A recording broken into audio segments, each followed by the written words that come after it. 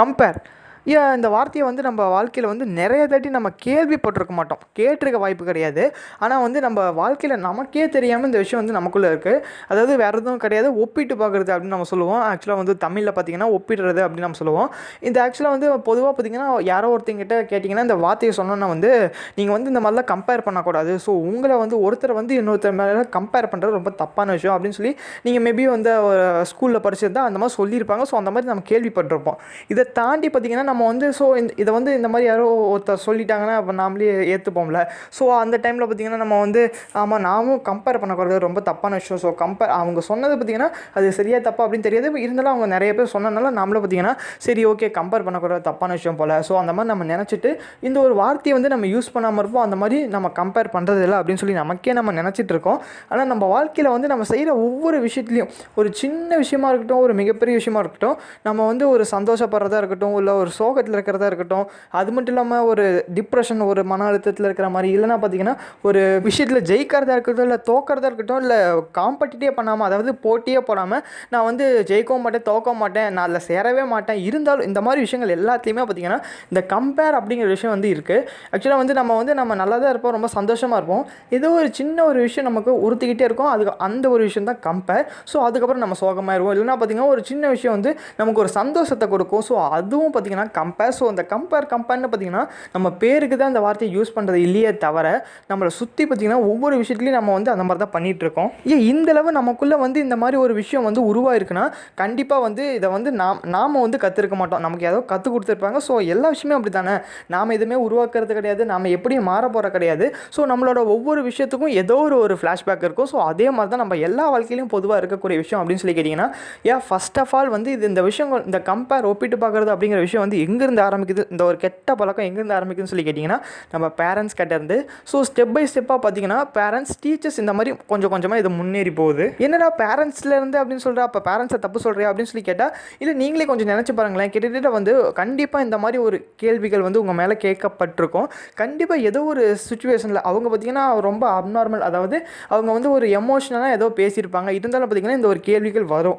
அதாவது ஒவ்வொரு பேரண்ட்ஸும் பார்த்திங்கன்னா ஒரு அவங்க பையன்கிட்ட வந்து பொதுவாக கேட்குற விஷயம் தான். அதாவது அவன் பார்த்தியா, அவன் எப்படி பண்ணிகிட்டு இருக்கான், நீ என்ன பண்ணிகிட்டு இருக்க, அவன் பார்த்தியா, ஸோ அவன் வந்து இப்படி இருக்கான், இவன் வந்து இப்படி இருக்கான், நீ வந்து என்ன பண்ணியிருக்க அப்படின்னு சொல்லி ஏதோ ஒரு விஷயத்தில் எடுத்து சொல்லுவாங்க சண்டை போடும்போது. அதுலேயே நம்ம சின்ன வயசில் அந்த மாதிரி விஷயத்தை நம்ம கேட்கும் போது பார்த்திங்கன்னா நமக்கே தோணும், அவன் என்னடா அப்படி பண்ணான், இல்லை நான் அவனை மாதிரியே இருக்கேன் சரி அப்படின்னு சொல்லி நம்ம என்னென்னமோ வித்தியாசமெல்லாம் பண்ணி காமெடியெல்லாம் முடிஞ்சிருக்கோம். அதே மாதிரி பார்த்திங்கன்னா நம்ம ஸ்கூல் டைம், இந்த மாதிரி ஸ்கூலில் உள்ளே போயிட்டோம்னு வச்சுக்கோங்களேன். ஸோ நம்ம ஆக்சுவலாக வந்து ஒவ்வொரு ஸ்டூடெண்ட்டும் பார்த்திங்கன்னா ஒவ்வொரு வித்தியாசமாக இருப்பான். ஸோ எல்லாருமே வந்து சென்டம் எடுத்துட்டால் வந்து ஒரு மாதிரி தானே இருக்கும். ஸோ வந்து ஒவ்வொரு ஸ்டூடெண்ட்ஸுக்கும் ஒவ்வொரு ஸ்கில்ஸ் இருக்கும். ஸோ எல்லாருமே பார்த்திங்கன்னா 90s எடுக்க முடியாது, எல்லாருமே ஒரு 75 மார்க் வாங்க முடியாது, எல்லாருமே பாஸும் ஆக முடியாது. ஸோ அது ஒரு விஷயம் இருக்குது. பட் இந்த விஷயங்களை வந்து பொதுவாக எல்லா டீச்சர்ஸும் பார்த்திங்கன்னா அவங்களோட ஸ்டூடெண்ட்ஸ் வந்து ஒரு நல்ல எண்ணத்தில் சொல்லுவாங்க, எனக்கு எல்லாருமே கரெக்டான ஒரு மார்க் இருக்கணும் அப்படின்னு சொல்லுவாங்க. பட் சில ஸ்டாஃப்ஸ், சில டீச்சர்ஸ்லாம் பார்த்திங்கன்னா ரொம்ப எமோஷன் ஆகிட்டாங்கன்னு வச்சுக்கோங்களேன், ரொம்ப உணர்ச்சி ஆகிட்டாங்கன்னா அவர் சொல்லுவாங்க, அதாவது எல்லாருக்கும் நான் ஒரே மாதிரி தானே நடத்துகிறேன், நீ மட்டும் ஏன் புரிஞ்சுக்க மாட்டேங்கிற, அவனை பாரு, அவன் எவ்வளோ மார்க்கு, இதே கிளாஸில் தான் அவனும் படித்தான், அவன் எப்படி இருக்கா, நீ எப்படி இருக்கா, அந்த மாதிரி சொல்லுவாங்க.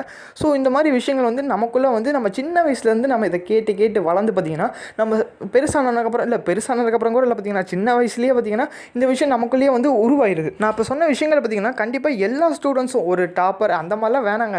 ஸோ எல்லா ஸ்டூடெண்ட்ஸுமே, எந்த ஒரு ஸ்டூடெண்ட்ஸும் ஒரு 100 மார்க் இருக்கணும்னாலும் சரி, ஒரு 10 மார்க் இருக்கணும்னாலும் சரி, அவன் வாழ்க்கையில் கண்டிப்பாக இந்த ஒரு கேள்வி வந்து வந்துடும். ஸோ ஒரு பையன் நல்லா படிச்சுட்டு இருப்பான், இன்னொரு பக்கத்தில் பார்த்திங்கன்னா வேறு ஒரு பக்கத்து வீட்டில் இன்னொரு பையன் இருக்கான்னு வச்சுக்கோங்களேன். அந்த பையன் வந்து ஸ்போர்ட்ஸில் நிறைய இன்வால்மெண்ட் ஆகிறான். ஸோ அதனால் நிறையா பார்த்திங்கன்னா கப்ஸ் இந்த மாதிரி ஜெயிச்சுட்டு வரான்னு சொல்லி வச்சுக்கோங்களேன். ஸோ இவங்க அம்மாவுக்கு ஒரு மாதிரி ஆயிரும். ஸோ அதனால் என்ன பண்ணுவாங்க, என்னடா நீ இந்த படிச்சுட்டே இருக்க, அவனை மாதிரி ஏதாவது பண்ணலாம்ல, ஏதோ கோப்பை இது வாங்கிட்டு வரலாம்ல அப்படின்னு சொல்லுவாங்க.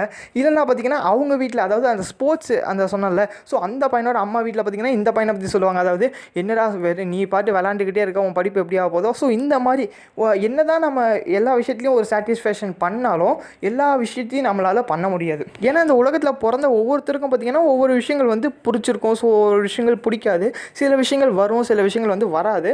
ஸோ இதெல்லாம் வச்சு நம்ம எதுவும் பண்ண முடியாது. ஸோ இந்த மாதிரி வந்து சின்ன வயசில் நமக்கு இந்த மாதிரி ஒரு சின்ன இன்சிடென்ட்ஸோ சில விஷயங்கள் வந்து நமக்குள்ளேயே வந்து நமக்கு தெரியாமல் உள்ளே உருவாரி இப்போ என்ன ஆச்சுன்னு சொல்லி கேட்டிங்கன்னா, இப்போ வந்து நம்ம சந்தோஷமாக இருப்போம். ஸோ சின்ன விஷயங்கள் வந்து ஏதாவது நம்ம தெரிஞ்சவன் இல்லை தெரியாதவன் யாராக வேணா இருக்கட்டும், ஸோ அவனுக்கு வந்து ஏதோ நடந்துருச்சு, நல்ல விஷயம் நடந்துருச்சுன்னு வச்சுக்கோங்களேன். ஸோ நமக்கு வந்து ஃபீலிங்காக இருக்கும், என் வாழ்க்கை மட்டும் இப்படி இருக்குது அந்த மாதிரி ஒரு தாட் வந்துடும். இல்லைனா பார்த்திங்கன்னா இப்போ வந்து நம்ம வந்து இப்போ ரொம்ப சோகமாக இருப்போம்னு வச்சுக்கோங்களேன். ஸோ நமக்கு தெரிஞ்ச எவனோ இல்லை யாராவது ஒருத்தர் பார்த்திங்கன்னா நம்ம கண்ணில் படுறவங்க ஸோ நம்மளை விட மோசமான நிலமையில் இருந்தான்னு வச்சுக்கோங்களேன். அதை பார்த்துட்டு அதுக்கப்புறம் பார்த்திங்கன்னா நமக்கு சந்தோஷமாக இருக்கும்.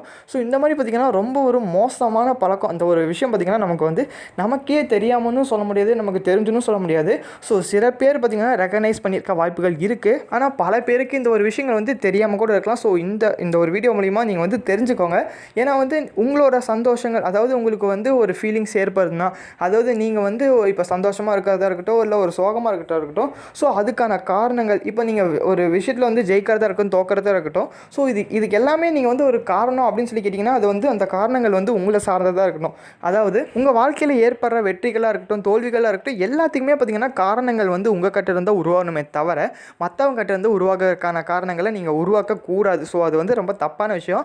ஏன்னா வந்து இப்போ நீங்கள் வந்து ஒரு காம்படிட்டரே எடுத்துக்கோங்களேன். இப்போ நீங்கள் வந்து உங்கள் வாழ்க்கையில் வந்து நீங்கள் இந்த விஷயத்தை வந்து செய்யணும் அப்படிங்கிற நினைக்கிறது பார்த்திங்கன்னா கரெக்டான விஷயம்.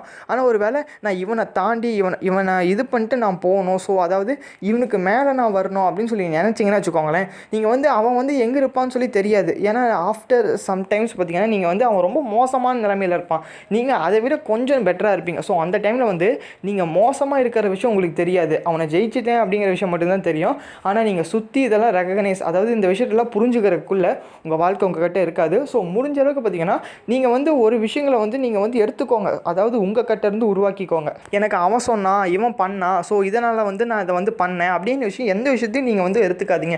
ஏன்னா வந்து இந்த லைஃப் அப்படிங்கிற விஷயம், இந்த வாழ்க்கை அப்படிங்கிறது ஒரு தட்டி தான் உங்களுக்கு வந்து உணர்கிற மாதிரி இருக்கும். இப்போ நீங்களே வந்து இதுக்கு முன்னாடி எப்படி இருந்தீங்க, ஒரு வேளை பிறந்திருந்தீங்களா, இதுக்கு அப்புறம் பார்த்திங்கன்னா பிறக்க போகிறீங்களா அப்படின்னு சொல்லி தெரியாது. நமக்கு தெரிஞ்ச வரைக்கும் இந்த வாழ்க்கை தான், அதாவது இது வரையும் தான்.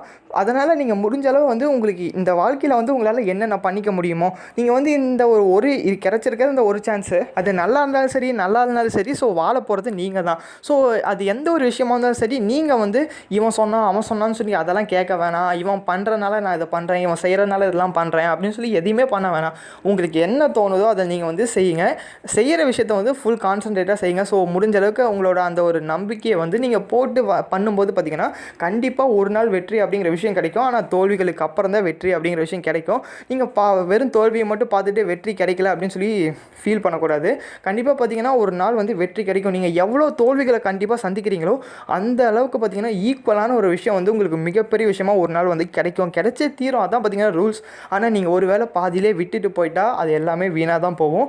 ஸோ உங்களுக்கு பிடிச்ச விஷயங்களை வந்து அவன் பண்ணுறான் இவன் சொல்கிறான், ஸோ இவன் அதை சொன்னான் அதெல்லாம் வேணாம். ஸோ உங்களுக்கு வந்து உங்கள் வாழ்க்கை, ஸோ நீங்கள் தான் வந்து இந்த விஷயங்கள் எல்லாமே பார்த்திங்கன்னா நீங்கள் தான் முடிவு எடுக்கணும். ஸோ டெசிஷனாக இருக்கட்டும் எந்த ஒரு விஷயமா இருக்கட்டும் உங்கள் வாழ்க்கையில் ஸோ இந்த ஒன் டைம் தான். ஸோ இந்த ஒன் டைமில் வந்து நீங்கள் என்னென்ன பண்ணணும் அப்படிங்கிற விஷயத்தை நீங்கள் தான் முடிவு எடுக்கணும்.